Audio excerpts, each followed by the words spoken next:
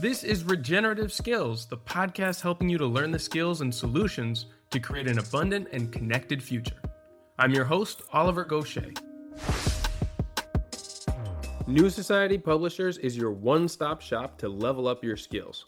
These episodes are a great way to get a preview of the fascinating subjects and knowledge from my guests, but if you want to build a deeper understanding and practical skills that will serve you on your regenerative journey, then you should check out their titles, like Coppice Agroforestry, The Book of Nature Connection, Practical No-Till Farming, Wild Plant Culture, and so many more. They've got audio, digital, and hard copy books so that you can choose your favorite format. Find it all now at newsociety.com. Hey there, everybody, and welcome back. So I've been so happy to see how popular the concept of growing one's own food has become in recent years. Especially since the pandemic, a lot of us have been connecting deeply with the need to build food resilience by cultivating our own gardens, and quite a few have even gone further and started to grow at market scale. That's a beautiful thing to be able to eat fresh, healthy produce from your own land. But I've often wondered as well, how can we cross that long, dark, and cold period of winter when fresh local veggies are tough to come by? And though there are quite a few volumes about season extension in the garden, I had never really come across anyone who was actively planting for the deep months of winter. And so I was thrilled when I found out that New Society Publishers were putting out a whole book on exactly this subject. So building on years of research, experimentation, and collaboration, and co-authored by Catherine Sylvestre and Jean-Martin Fautier, The Winter Market Garden is a beautifully illustrated practical guide to winter vegetable production for small farmers growing in northern climates. Now I got to speak with Catherine Sylvestre, who is a professional agronomist and director of vegetable production and leader of the market garden team at Les Fermes de Quatre-Temps. That's the Four Seasons Farm for us English speakers. They're in Quebec, Canada. Now, Catherine develops, implements, and teaches best practices for cold season growing, specializing in crop protection and greenhouse production for northern climates. And in this episode, we cover just about every focus in this very complete book, from where the interest and research into winter growing started, sources of knowledge and inspiration for their ongoing experiments into winter growing, strategies and season planning, and even sales and marketing advice for the off-season produce. Catherine also gives crucial advice on the very practical side of things, like structures and season extension tools, greenhouse heating devices, disease and pest protection, harvest and cold storage, and even lists of plants that have grown well for them, as well as those which have struggled. Now, this episode could be very well the key to extending your home production of fresh veggies, whether at home or in the market garden, for the entire year. And so you may want to have a notebook for this one and follow the link in the show notes to get your own copy of the book. So with that intro out of the way, I'll hand things over now to Catherine Sylvestre.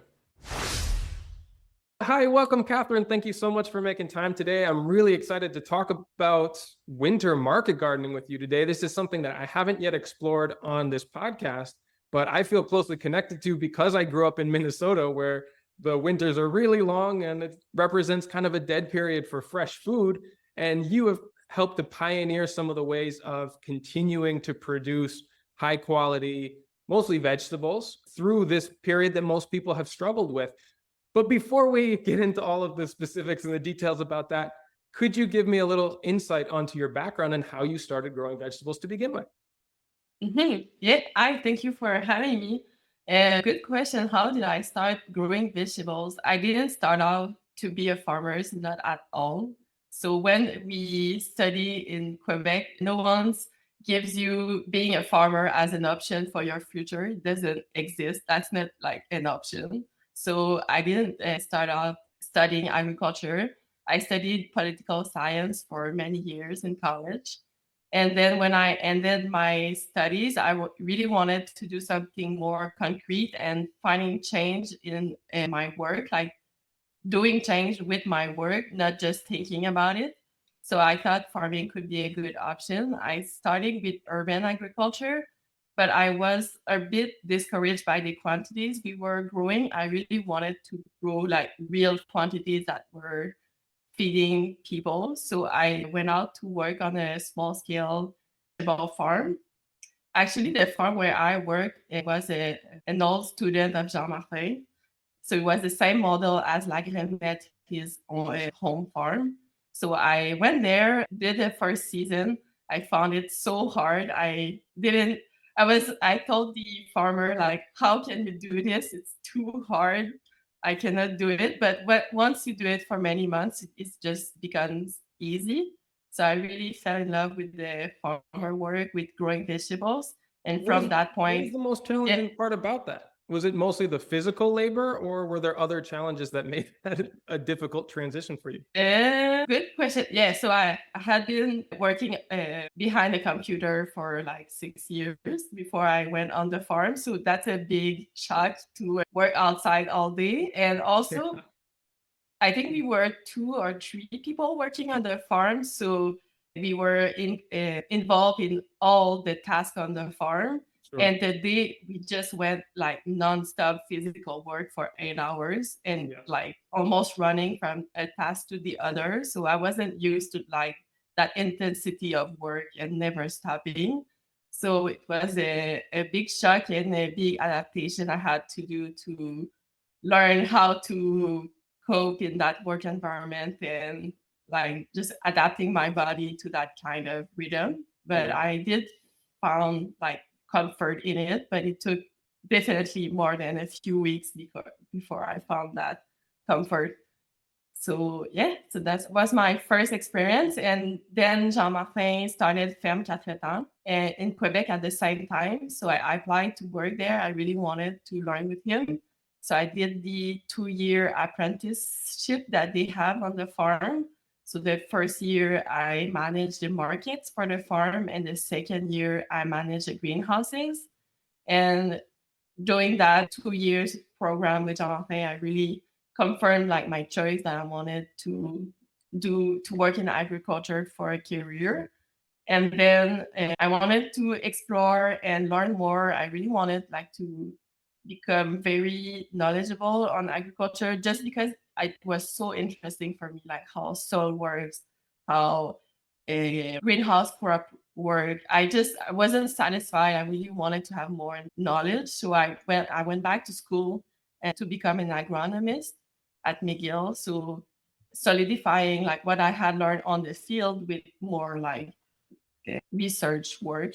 And then when I came back to the farm, Jonathan wanted to leave and start a new farm and a restaurant called the Old Mill Farm.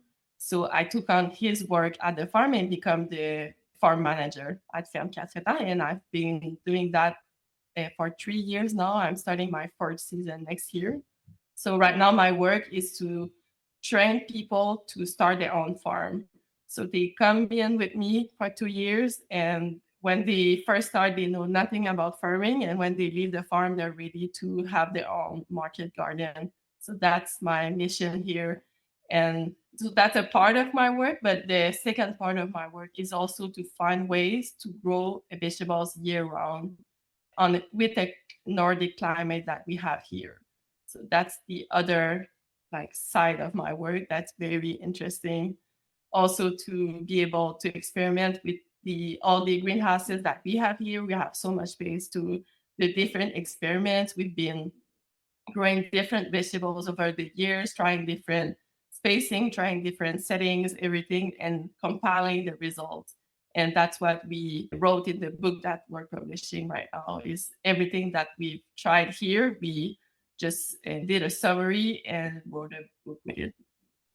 That is such a cool story that you, first of all, went through the challenge and the shock to your body from the change in line of work, and that you actually embraced it. A lot of people don't make it through that gauntlet of of challenges of going into farming, and then from there, that was actually your window into going into the science and the ecology of how these processes work and how you can optimize them. I would love to dive deeper into what you learned in your agronomical degree and how it fit with your experience on the land. But let's go first into that part of your job now, which is understanding how to extend the growing season and continue production throughout the winter, like you said, in the Nordic climate that you have there, which is most associated with just not being able to grow anything. This is when you can barely even get animals out on pasture. What have you found in your research so far about what is possible in the winter season?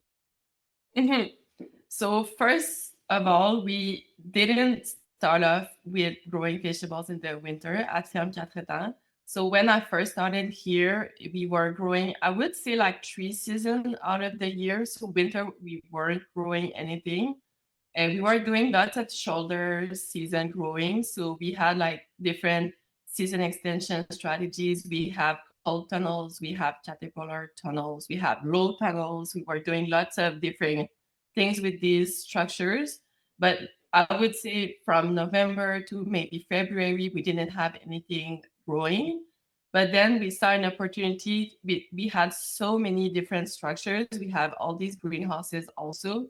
We really wanted to try to find a way to use these structures in the winter and also never stop selling vegetables. So that's what was our first goal, is how can we find a way to be always harvesting vegetables every week of the year.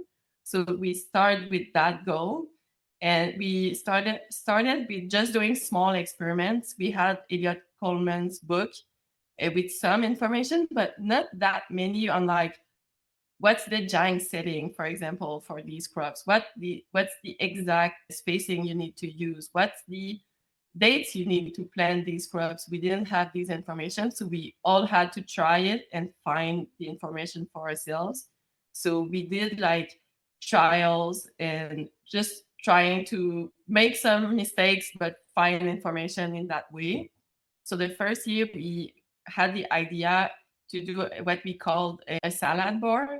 So we wanted to see just leafy crops with direct seeded leafy crops and harvesting these and selling these separate. So people at market would pick and choose the one they wanted and make their own salad mix. So we started with that simple idea, just direct seeded leafy vegetables, and see what worked. And many of these really worked well. We had good harvest that first year, but we had difficulties selling these crops because we had only leafy vegetables. So it's hard to sell like only one vegetable. So then we really wanted to diversify our production. So we started trialing different vegetables and increasing what we were doing. And right now, from that point, we tried so many different vegetables, just trying to see what could grow in the winter. And right now, I think we're doing over 30 different crops in the winter. We just found which one were working the best, and we tried different dates to find at what time exactly you need to plant them for them to reach maturity before Christmas. So usually we want to have a harvest before Christmas and another one after Christmas. So that way you really have like harvest all the way through the winter. So it's a bit how we did it. We really just try things, took notes on what's working, what's not working, and build on that every year, not repeating mistakes and repeating successes. And from that point, we really found like a good calendar that would work every time. So we developed, like I would say, production recipes that you can repeat over time and you're sure that it will work. And that's how we went about it. That's really interesting. It's very methodical. I can't wait to hear more about the details of what you've found. But to give us more of a situation about the conditions that you're working in, I mean, we talked about you being in a Nordic climate, but let's go into what that means. What is your hardiness zone and what's your latitude? Because that determines the hours of sunlight that you get throughout the winter and really how those low temperatures can get. You're giving me good questions, asking me good questions. I'm not sure what's our exact Well, I'm thinking latitude. about where you are, right? So from what I know of the map, you're probably in zone 5 or 4 of a hardiness Yeah, zone. Is that correct? 5. 5, okay. Yeah, And that latitude is about, well, I mean, you're almost on the 49th parallel, right? On the American border. yeah, 45 north. 45th, yeah, 45th parallel. Yeah. That's right. So I think our lowest temperatures, we speak in the Celsius in Quebec. Well, us too here in Europe, yeah. Okay, great. So it's like lowest temperatures will go down to minus 30 degrees Celsius. Okay. And I would say we have these temperatures usually like 1 or 2 weeks in January, but like the usual temperatures in the winter will be between 0 degrees Celsius to minus 20 degrees Celsius. So pretty cold Yeah. temperatures. Like in the winter, there's absolutely no way to grow anything in the field. You need structures to be able to grow temperatures, and you need solid structures like caterpillar tunnels. You cannot use them all winter long because they cannot hold the snow The that snow we load, have not here. even the, what do you call them? The Gothic arches, the ones that are known for shedding snow pretty well. Maybe the Gothic ones. I don't have some on the farms, but yeah, maybe these. But you definitely need like very strong structures because we have so much snow cover here. Yeah. So potentially, like that's the limiting factor for the softer structures. If you maybe were in the same temperature range, but your winters were drier and you didn't get as much snow, do you think that could still be an option? Yeah, I think so. Okay. I think so. Yeah, Okay. I would try. So let's go into more of these limitations here because I'm thinking like I'm not that far from your latitude. Barcelona and the little bit further north that I am is basically on the same latitude as San Francisco and Chicago, which is very surprising when you notice the difference in the actual climate that we have. But it doesn't make Mhm. that much of a difference in daylight in wintertime. How much does the lack of daylight affect what you're able to grow throughout the winter? Mhm. So, a good question. The light is definitely like the limiting factor of winter growing. So that's the thing that you need to look for and to be very aware of. And I would say it it's a constraint, but you can work around it if you're very methodical about how you go about it. So you need to plant your crops before the light decreases too much. For us, that means about November 1st to February 1st, there's not a lot of light. So you need to have your crops in the soil way before that November 1st date. Because if you wait to that date, the crops will grow so slowly that you won't have a harvest before next spring. So that's not good because you want to be harvesting all winter long. So you need to plant your crops in advance, and that the date that you need to plant your crops will depend on which crop you're talking about. So most transplanted crops like parsley or celery, kale, or Swiss chard, you'll need to go in earlier, like mid to end of August, because you want to grow like huge plants. So when you're hitting that November 1st date, you have huge plants and you'll harvest leaf per leaf every week on these plants. But if they're not mature, you're dead. You won't have harvest on these crops. They And need to then have enough direct, leaves to be optimally photosynthesizing the tiny bit of light that they can get. yeah, exactly. Okay. Yeah. So that's how it works. And then direct seeded crops, you can go in a little later. So you can wait, like I'm direct seeding crops this week and next week. We're in mid October. Yep. So you can go in a little later. You have more like margins to work with, but you still have to go in before November 1st. And which And are these then ones that you're direct seeding? so many different ones, but I'm direct seeding like different kinds of mustard, some Mizuna, mini kale. I'm trying this year a crop that's called Komatsuna. I don't know if you know about it. They're The one of the Asian Asian green. greens? Yeah. Yeah, Asian green, supposed to have great yield. So I'm trialing this one this year. I'm also direct seeding some Tokyo Bacon Chinese cabbage. This is one of my favorite. I started doing it last year for leafy greens and it has incredible yields. So I'm very happy with it. And also it can regrow without light. Like in the window that we don't have a lot of light, it regrows. I think it's the fastest crop to regrow. So that's a big advantage for that crop. So I'm definitely seeding some of that. I'm seeding some arugula, which also works well in the winter. It's not the most cold hardy, but it similarly to the Tokyo Chinese cabbage, it regrows well with limited light. So it's a good crop to grow in the winter. So I'm direct seeding all of these this week and next week. Exciting. Okay, so we've covered quite a few different types of greens. Are there any options that you've had success with outside of leafy greens? I think like most crops that you'll grow in the winter will be some kind of leafy green vegetable. I've had success with curried turnips and radishes, but you need to see them after Christmas. So I see them very early in January, and that seeding calendar works really well. You have good results, but I've tried seeding them like late in the fall, and it's weird what they do, but they kind of elongate themselves looking for light, Hmm. and you don't have like a good root quality. Also, if you see them, let's say in December, usually they're not very happy. It's like too long before they have good light access, and they tend to bolt.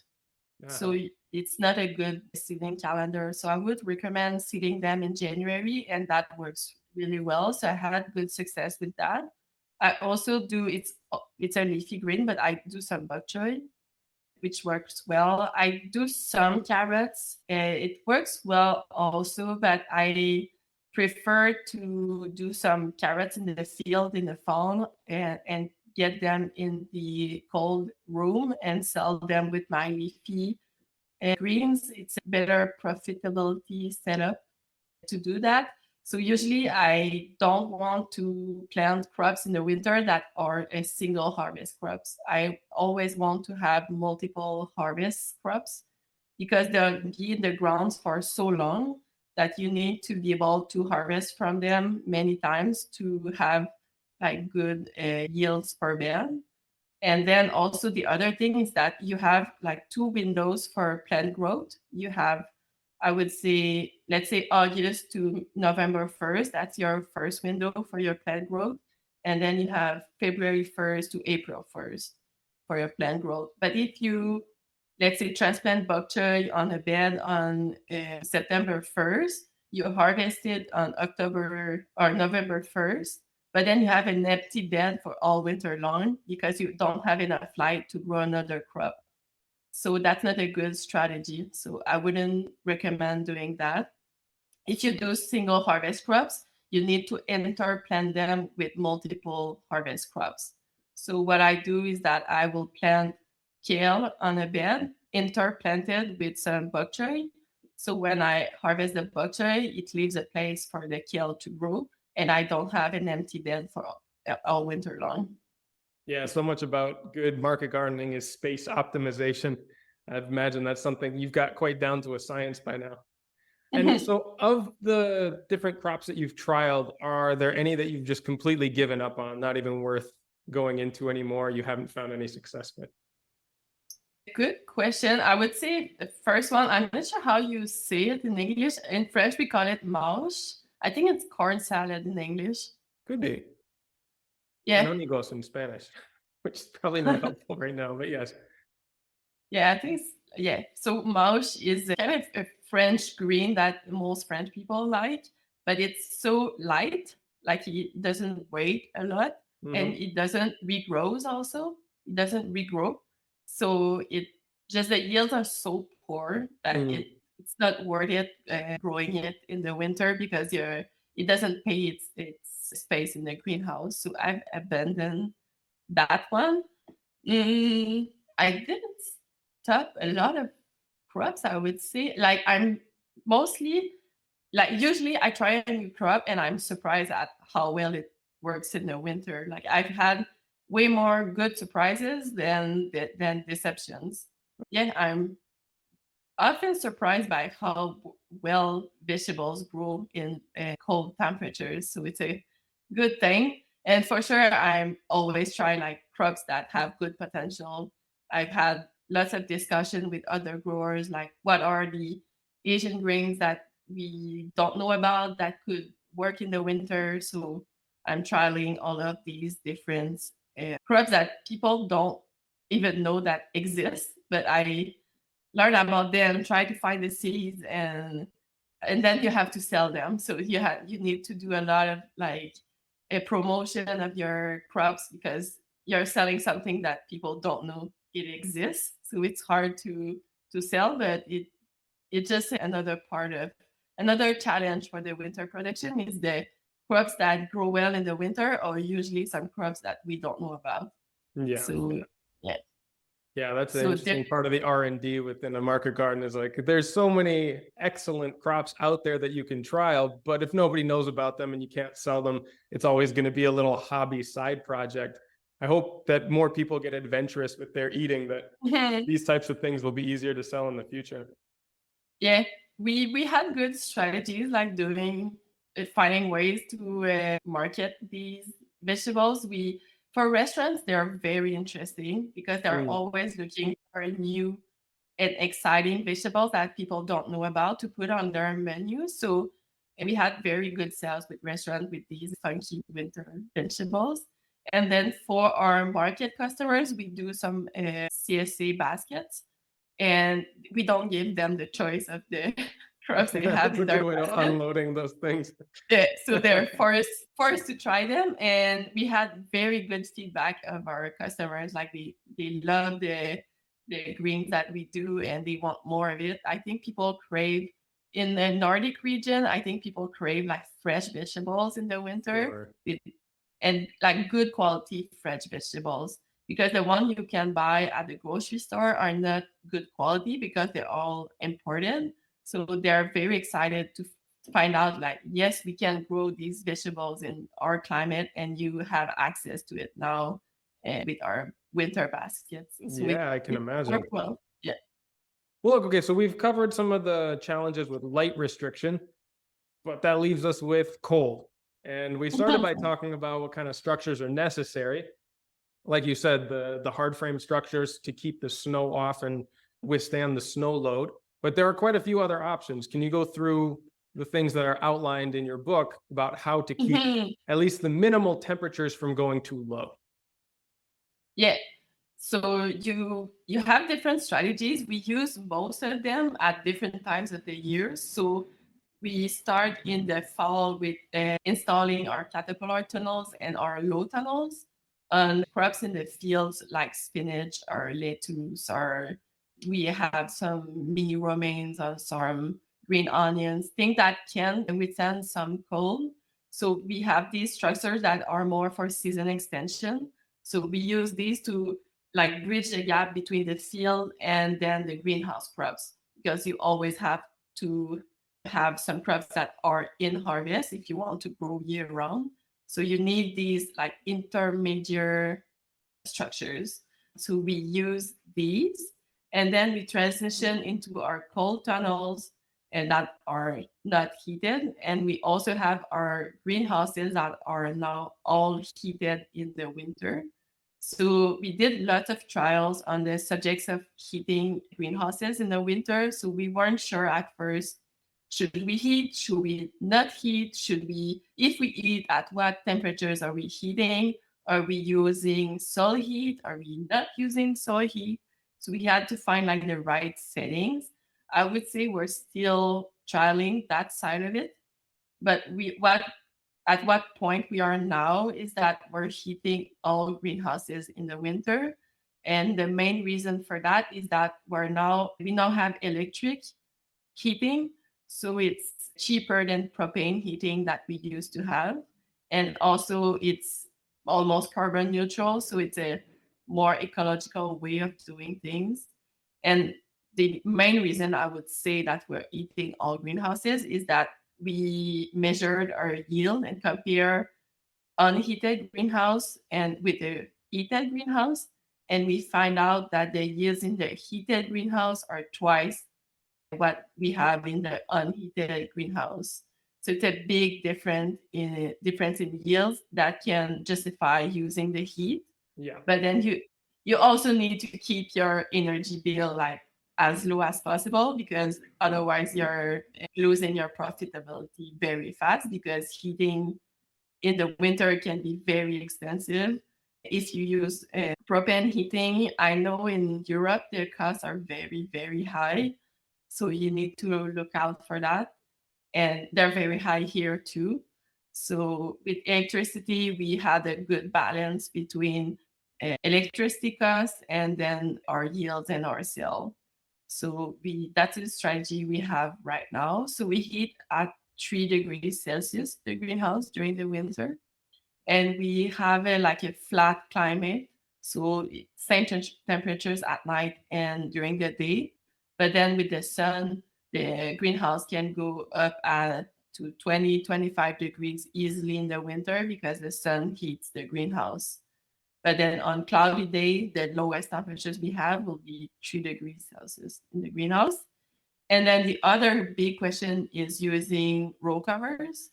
So I hate using row covers because they're so like cumbersome to use. You need to open them, close them every day. It's just added work that doesn't create value for your customers. So I stopped using them in all heated greenhouses. I just don't use any of them. But I'll use them in our cold tunnels because most crops won't survive without the added row cover. So you really need to install them if you're not using heat. But then you need to remember that the row cover is decreasing the light access for your crop. So you'll need to open them just so the light can go through the crops. So during the day, you need to open them and close them at night. So that's just added work to your winter season. So you need to factor that in when you decide to use them or not. Yeah, that's interesting because, to keep in mind when we're talking about heating, it's not trying to get the heat up to a certain point. It's just preventing it from going below a threshold that would damage the crop, right? And I guess that you would constantly tweak with that. I would assume you just have automatic thermostats that regulate that? All our greenhouses are on an automated system. Yeah. So everything is, all the climate in our greenhouses are automated. So I just tell the system I want to have a temperatures of 3 degrees Celsius, and it will open the vents and start the furnaces as the day goes to maintain that temperature. Yeah, makes sense. So So that probably very easy. represents a pretty big upfront investment in getting that system running, but then you calculate and hope to recoup that investment through the sales when nobody else has fresh produce. Yeah. Also, I use all these systems in the summer too. So it's the way I see it is more I bought these systems for this summer production, and then I'm decreasing the time that I need to pay back these systems by using them in the winter also. That's how I see it. Yeah. That makes a lot of sense. And so when you were doing the research for these different techniques and things to trial out in your experiments, did you find sources of information, skills, resources from other Nordic growers and people who have a tradition of producing food from these areas, or was it mostly new technology and new techniques? I would say it was mostly new information that we had to find out for ourselves. Because when I researched the subject, I was very surprised by how little there is on the subject. I researched like how do soil react with cold temperatures? Like how fast is the fertilizer mineralization? And there wasn't many information because growing crops in cold soil is not like a very popular subject to give funds to. Like there's not that much money to be made on that subject. So historically, there isn't a lot of research on the subject of growing crops in the cold. So it was very hard to find like good research on it and to know, okay, how will my fertilizer react in these cold soil? So what kind of fertilizer should I use in the winter? Should I change my strategy from what I do in the summer? I couldn't find that many research. Another big thing was how do pests react in the cold? Like usually in the summer, I use beneficial insects to manage my pests. But then I talked with, I have an entomologist friend, and I talked to her like, how should I manage aphids, let's say in the winter when the beneficial insects are not working? And she didn't have any answer for me. Like there's no research on that subject. So when you try new things, you find out like you don't have guidelines on how to succeed with it. So you need to find it for yourself. But then what I found is that by doing it, we increase the interest in growing crops in the winter. And now we were working with some researchers to find these answers that we were looking for when we first started. So it's coming, like the answers are coming, but it's not there yet. Well, it's still really in the early stages, and it's wonderful that you get to pioneer something like this. It must be as exciting as it is frustrating to not have guidelines. Yeah, it's very exciting to have more precise answers, but when we tried it in practice, we did found like most of the answers we were looking for. Because if things are working, I mean, our recipe is good. It might be we can improve it definitely with more research, but we did just by practice found like what works and what doesn't work. Well, beyond what you're finding about what is possible for growing in winter climates, I'm very curious as to what your process looks like for setting up these experiments and what sort of metrics and success you're measuring for. How does that process look like when you're setting up a new trial to run? Mhm. Good question. And the first thing to remember is that we're a commercial farm. So yes, we do research, but we still need to be profitable. So most of my experiment, I have that in mind. Like I need to stay profitable with what I'm growing, even though I'm not sure if it will work.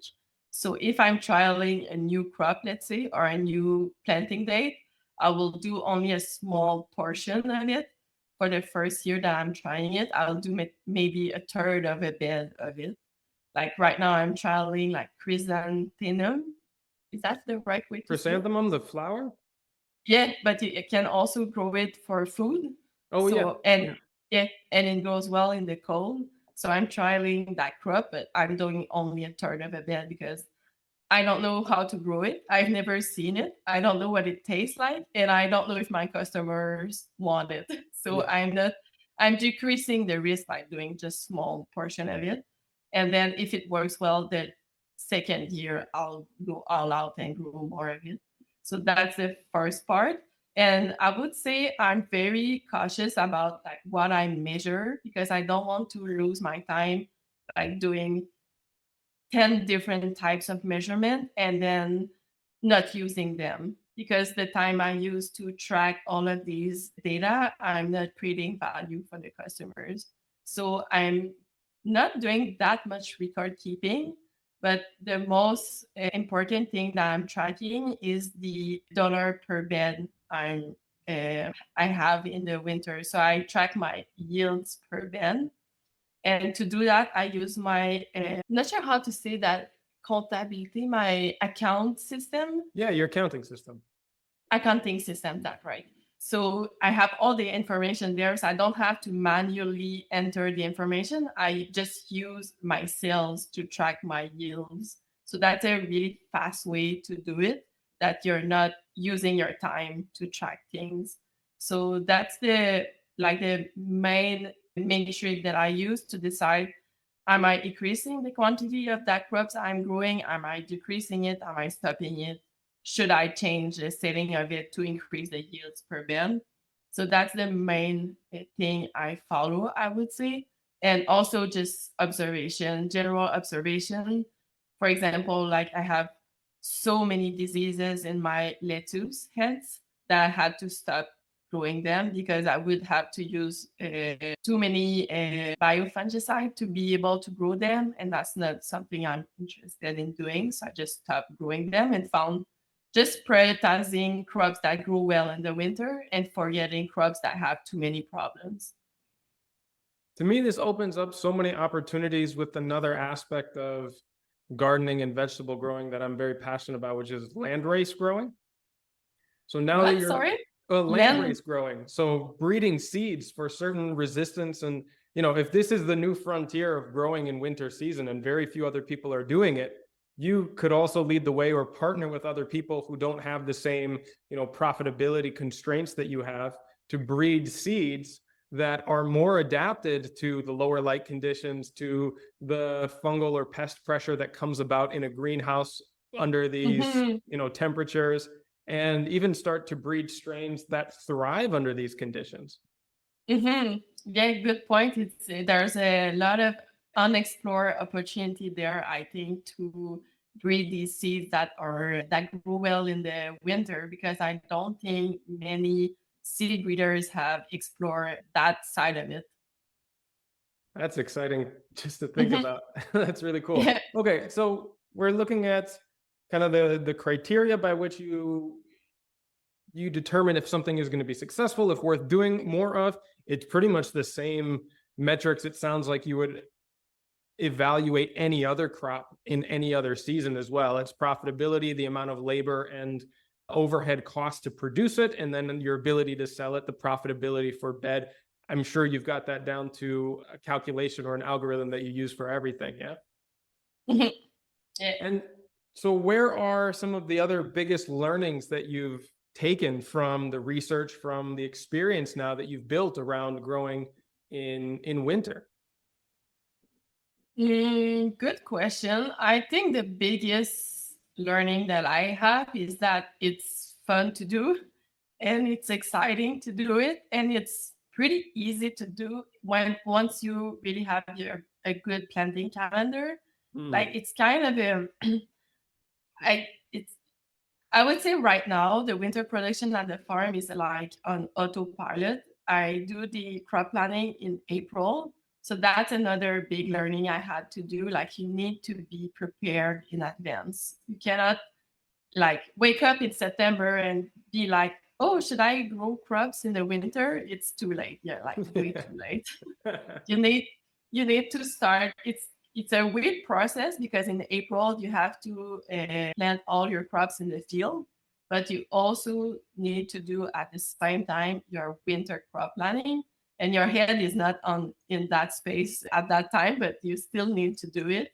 So in April you need to do your winter crop planning, order your seed, do your planting calendars, just set up everything, and then when September or August arrives, everything is prepared. You just need to operate your plan, and you need to arrive in September with nothing to think about. You just do the things that you plan for, and that's how you have good success with the winter production. It's just being very organized, and that's how we were set up right now at the farm, and it works well. Like right now we're planting things, but we're not asking questions, oh, what should we do? Everything is already planned for. Yeah, that's something I've always been impressed that good market gardeners do so well is for planning, prep, and everything just runs like clockwork, almost in a military fashion when you get it into a real rhythm. And Yeah. well, I mean, this is a perfect time to talk about this. We even mentioned it before this chat we're having now about, I mean, you're in October, you're managing the logistics of planting for your winter crops and still having to harvest the last of what's coming out of the spring and summer planting. How is that being managed right now? What are some of the things that you've learned from juggling those two overlaps? Good question. I think some things I've learned is to keep the summer crew for a longer time, to be involved in the winter plantings and then leave the farm. So how we work here is that the crew is in full charge of the vegetable production. So it's a part of their learning process to really manage like every aspect of the farm. So they stay for 2 years before leaving the farm, as I was telling earlier. So where they're done in their second year, I'll make them stay until November 1st. So they are helping planting the winter crops before leaving the farm. So you need to keep a bigger crew for a longer time. So here were, I would say, 10 to 12 market gardeners in the summer, and then for the winter season, we go down to 4 market gardeners. But you need more people to just plant all your greenhouses. And once that's done, you can decrease the size of your troop, because all you're doing in the winter is weeding a bit and harvesting, washing vegetables, and selling vegetables. So that's another, we didn't touch base on that, but it's a way of being profitable is to decrease your salaries in the winter, because the work is not that big. Like there's not a lot of tasks to be done. Everything grows so slowly that it's very like a calm atmosphere. There's you're harvesting, you're washing, you're selling, but that's it. Like there's not like the big summer craziness. It's very a different mood, I would say, in the winter. Okay. Yeah, that makes sense. And I mean, we did joke about it a little before this starting this recording. It's exciting to get another yield out of the winter season, but most market gardeners are used to taking that as their holiday time. Does this just shackle you to the farm the entire year? Like, when do you take time off now? So we take 3 weeks of time off at Christmas. So we just leave the farm. It lives without us. We go out and nothing. No one comes on the farm for 3 weeks, and other crops are okay. They're growing so slowly anyway. So we have 3 weeks of time off at Christmas, and then we all take another week off during the summertime. So that's how we do it. Of course, we don't have the all winter. All winter, we're not on holiday. We're working. I think it's just getting a different mindset. I think right now, what most market gardeners do is that they kind of burn out during the summer and take all winter long to recover from that summer burnout. But we need to find like a better pace. You need to be working in the summer, but not like crazy, you're burning out. You need to find like a good balance between work and getting some time off during the winter so that you can go through winter season and be okay. But I think we still need at the farm to find that balance. Like we're not there yet. I think we're still having like our summer season is still too crazy to, and then when we go in the winter season, we're a bit too tired. So I think we need to decrease the summer production to so that it makes sense to be growing year round and that we're not like tired of growing vegetables all year round. So we still need to work on that portion of it, like the human health behind the year-round idea. I think it's a great idea, but you still need to prioritize yourself in that so that you can do it for many years and still be happy with it. I think as a farm manager, I'm really happy with it, but I still need to decrease the summer production so that the health is better. Sure. And I know that that's a balancing act that pretty much every farmer that I've been in touch with, and even for myself, I'm constantly trying to walk that balance. But, Mhm. like you said, this is still in the early research phases. You've learned a ton and it's going well. But there's always going to be some tweaks and improvements that need to get made. And I mean, I just think it's wonderful that you're even thinking about and prioritizing the human health aspect of this, because that is very often what gets ignored when you're in these high production systems and very quick turnover like that. Mhm. And also, I think it took us a long time to have the right sales. Like right now, I think we're going to have like between 100 to $125,000 of sales in the winter. So these sales are getting to the size where I can justify to decrease the summer production. But it wasn't that way for many years. We didn't have like the sales that weren't enough to decrease the summer production. But right now we're getting to that point where we can have a more balanced workload throughout the year. Very cool. So, okay, if you had to go back and start this over again, or maybe give advice to a grower who's considering opening up winter production, what would you give as far as guidance, where to get started, and Mhm. some expectations to have in the beginning? Okay, I can start with some tips. I think I have 3 tips for them to start. I think the first and biggest tip I would give them is be prepared in advance. As I was telling you earlier, you need to crop plan in April. And if you have a good crop plan, you will succeed. If you don't have a good crop plan, you will fail. So I think that's my like biggest tip is do this and it will work. And then second tip, you need to start with the right dates. So you need to start with like at least a general idea of what the dates could look like for your area. So if you know someone who grows year round in your region, ask them, can they share their planting calendar?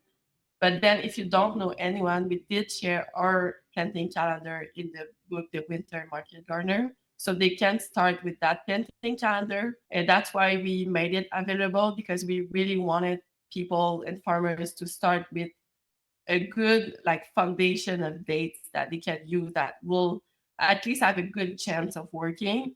I know people are all around the world and they don't have like the same temperatures and light availability as us, but at least you have like a good ballpark dates that could work.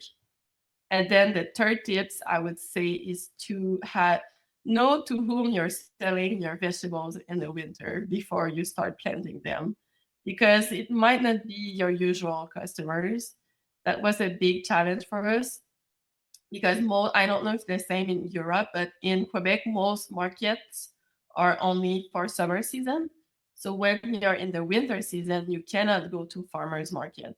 So now you need to find, where am I selling my vegetables if it's not at the farmers market?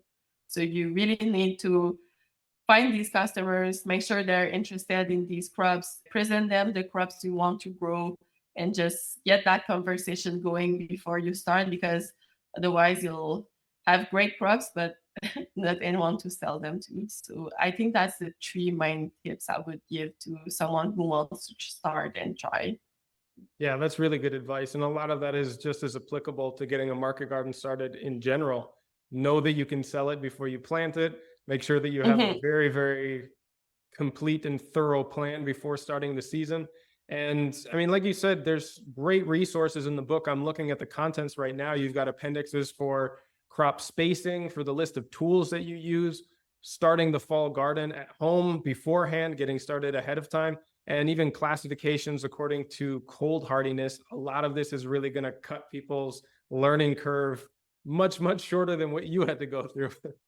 Yeah, that was our whole goal with writing the book. We wanted to take advantage of all the information we had and just give it to people so that they can start at the point where where we are right now, and start from that point, which is way farther than where we started at first, and just avoid all those costly mistakes that we did, and just make sure that they have some good success for their first winter season.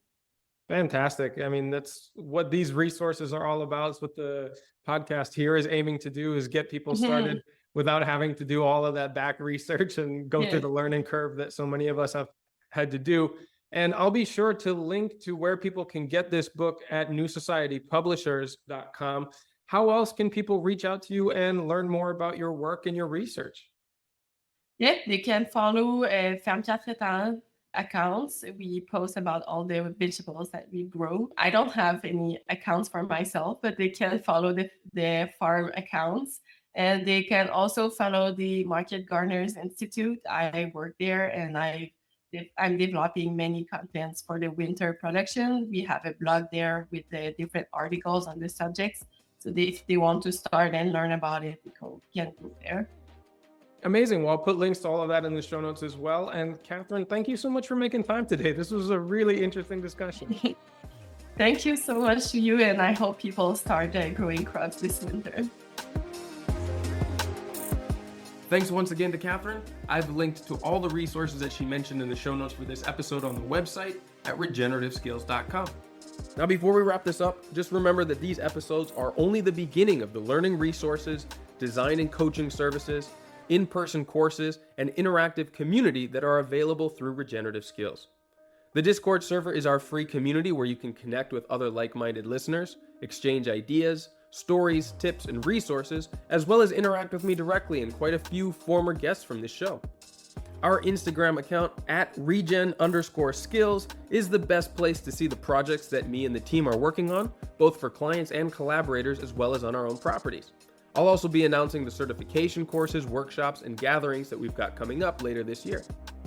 If you're interested in getting dedicated support for your own project, you can now schedule a free planning session with one of our team members through the request form on our website. You can also find all the links, show notes, and past resources there at regenerativeskills.com. We truly believe that no matter your experience, your knowledge, abilities, resources, or background, you can be a powerful force for regeneration on this planet, and we're here to help you find your path. So as always, remember to keep taking those little steps every day towards a regenerative future, and I'll be right by your side along the way.